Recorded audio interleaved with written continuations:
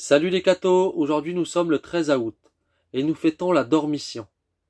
Voilà les cathos, à travers l'une des traditions de l'Église, nous allons essayer de voir ensemble si la Vierge Marie est morte ou pas, avant de recevoir le couronnement suprême, sa glorieuse assomption corps et âme auprès de son divin Fils.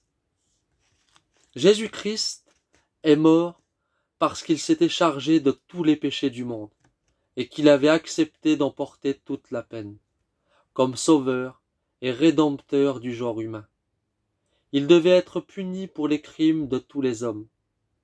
Mais pour la Sainte Vierge, elle n'a pas été chargée de nos péchés, et sa mort n'était pas un moyen que Dieu avait choisi pour notre rédemption. La très sainte Marie reçut les apôtres rassemblés pour l'occasion de son trépasse, avec une joie et une humilité merveilleuse. Élevant ses yeux et son esprit vers le ciel, elle remercia Dieu de sa grâce qui lui faisait de voir ces dignes instruments de sa puissance et ces glorieux prédicateurs de son évangile. Par un discours admirable, la très sainte Vierge consola les apôtres affligés de son prochain départ. Elle leur donna sa bénédiction plus que maternelle et les exhorta à continuer de travailler avec courage à l'établissement de l'Église qu'elle appelait sa mère. Elle leur promit de les assister puissamment du haut du ciel en employant tout son crédit auprès de son divin Fils afin de leur obtenir l'abondance des grâces qui leur étaient nécessaires pour s'acquitter dignement de leurs fonctions et pour achever l'œuvre de leur propre sanctification. Bien qu'âgée de 72 ans, la Vierge Marie n'était nullement malade. Aucun signe de vieillesse n'apparaissait en elle. Son doux visage s'étant toujours maintenu dans la même beauté. Sa face rayonnait de joie et trahissait son bonheur d'aller rejoindre l'époux. Au moment de rendre à Dieu son âme, Marie s'inclina modestement sur sa couche, se plaça dans la posture où elle désirait être ensevelie, et répéta son fiat. Qu'il me soit fait selon votre parole. Ayant ajouté cette divine parole de son Fils en croix. Je remets, Seigneur, mon esprit entre vos mains.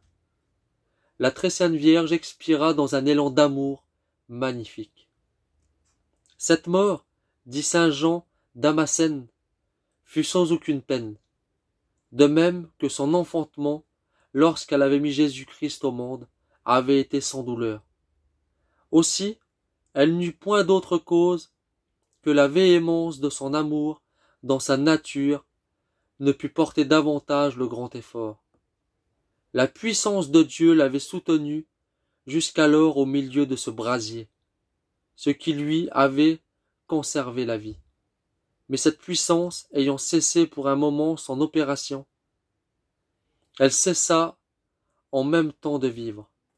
D'autres saints sont morts dans l'amour, c'est-à-dire en aimant Dieu actuellement.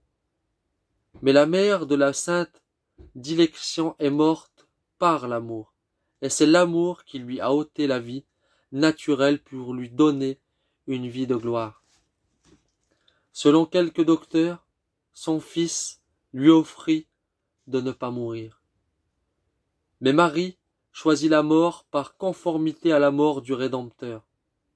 Par ce sacrifice, elle reçut un pouvoir souverain de procurer la grâce d'une sainte mort aux agonisants qui l'invoqueraient et de les assister dans leur dernier combat. En mourant, la très sainte Vierge Marie est donc devenue l'asile, l'avocate et la patronne de tous les mourants, diminuant et adoucissant ainsi la peine que nous éprouvons tous à mourir. Désormais, nous pouvons l'invoquer à notre dernière heure avec encore plus de confiance en sa maternelle bonté. Je vous salue Marie, pleine de grâce. Le Seigneur est avec vous. Vous êtes bénie entre toutes les femmes, et Jésus, le fruit de vos entrailles, est béni.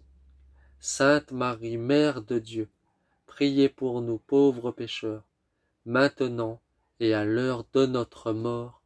Amen. Que Dieu vous bénisse Et à plus les cathos!